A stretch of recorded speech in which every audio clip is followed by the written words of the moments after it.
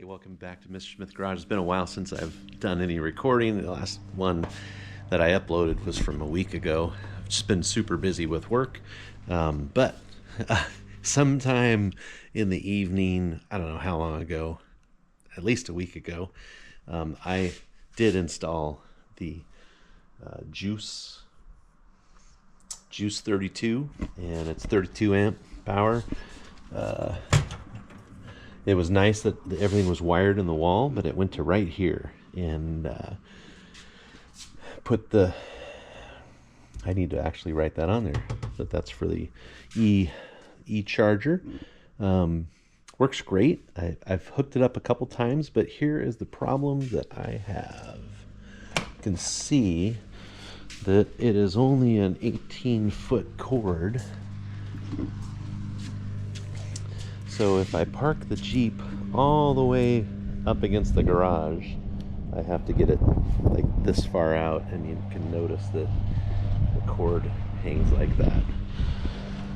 So if I want to be able to charge it outside the garage, I have to come up with a different plan. And so my plan is that I don't want to have to reinstall right now all the way across. So I've got an extension cord that will run from here down underneath my cabinets, underneath this stuff, under the cabinet here, and I'm gonna put it right here somewhere. So that way, if it is parked in the garage, the 18-foot cord can reach up to the spot here, and if it's parked outside the garage, I can run the cord underneath the garage door and out to the vehicle, and it should fit just fine. So that's the plan. That's what I'm going to do. Should be pretty easy. I got this extension cord that's 25 feet, and it should go just fine under there. So that's kind of what the plan is. So let me get the extension cord from the box. Here it is. Came with not only the extension cord, but a cute little bag with what looks like a VW on the bag, and some kind of a carrying thing for the cord. And I'm assuming that's if you're using it for a trailer or something. We're not going to use it for a trailer. But here's the cord.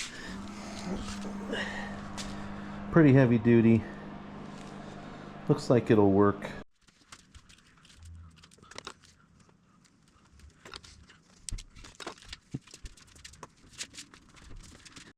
Okay, that is a beast of a cord, and it's cold out. Like, I think it's 50 degrees. So, kind of need it to stretch itself out and lay down, which during the summer would be easy. It would just get all loosey-goosey, but right now it's a little bit coiled, which is fine. We'll figure it out. Anyway, I'm gonna start working on trying to figure out how to weave it underneath there. Oh, and if I didn't mention, on Lars the Eurovan that's sitting out there, we've got Lars for sale. I've mentioned a couple times he's got some lights on the dash that have to do with the ABS. I did get this part, and I thought it was only going to be this little part, but holy smokes, it's got all kinds of good stuff on it. So it came in the mail. So that's going to be a process. I know I'm going to have to take off all these wires. I'm going to have to take this hose off, a couple other ones. Well, that was cool. I just got a delivery, a FedEx delivery. And the FedEx driver told me that he roofed our house. He worked, for the roofing company that roofed our house. And he also set all the doors and everything in the house. And I told him we love the house, so he did a great job. But yeah, our roof's been fine. We haven't had any problems with it. So anyway, I was talking about this. This is the ABS valve process booster, whatever you want to call it. And holy cow, it's got a lot of good stuff on it. But I am going to have to I'm gonna have to take this off. There's this wire, the wires that go into here. Is there any other wires? I don't think so, but there's hoses, so probably do this hose here, and then this one can stay, but the rest of them have to come off and go to the hoses that are in the vehicle. Yeah, so looks like it's pretty good. I mean, it's hard to say. It's a used part. I didn't pay much for it, so we'll see if it resolves those lights on the dash for Lars. Anyway, got my cord stretched out, trying to let it warm up a little bit, although it probably is going to get colder just sitting here, but since there's a little bit of sun today, it's kind of nice to see if it'll warm up just a bit. And then we'll start weaving it around. I'm going to take this off the wall, and I'm going to shut my breaker down. I've been told that it's good to shut the breaker down before you unplug this, just because there's so much power running through there that it can be a problem. So that's how easy that comes off. And then I'll just replace that over here on this wall. So there we have it. Nicely done. Beautiful day outside. If you're looking to buy any kind of vehicles that have the word Volkswagen in them, shoot me a message. Again, I'm trying to get rid of this Lars the Eurovan, and then I'm also selling Jill the 1982 Vanagon air-cooled. So let's finish up this little video. This is kind of a short one, but so there is the extension cord. Doesn't quite fit underneath that one, but it fits underneath that one. This is actually the plug. Doesn't wrap around the thing anymore because of the garage door, but then my extension cord runs down underneath, and then it runs right up to here. Got it kind of zip tied and screwed into the wall so it won't move. I don't really want it to be shaking around at all. And I've also got a zip tie kind of around the extension cord piece. You know, works, comes off. If I really need to get into this side of the cabinet, I can still get in over here with no problem. With this one, I just have to take the charger off if I need to get in my camping equipment or Sea-Doo engine stuff. So there you go. That's what that looks like. That was easy. I don't even know why I did a video for it, but it's because I'm also doing this, getting ready to jump into this thing. So let me show you a little bit about this before I sign off for today, and then we'll upload this video. Try and get some more content in there. I'm looking for 500 subscribers. I'm like at 470 something, so I only need a few of you to subscribe, and we'll get to 500. And then beyond that, who knows? Mr. Smith Garage could be famous one day. I don't think I'm going to box Mike Tyson, but you never know. Okay, if you don't remember what Lars the Eurovan looks like, there's Lars in all his glory.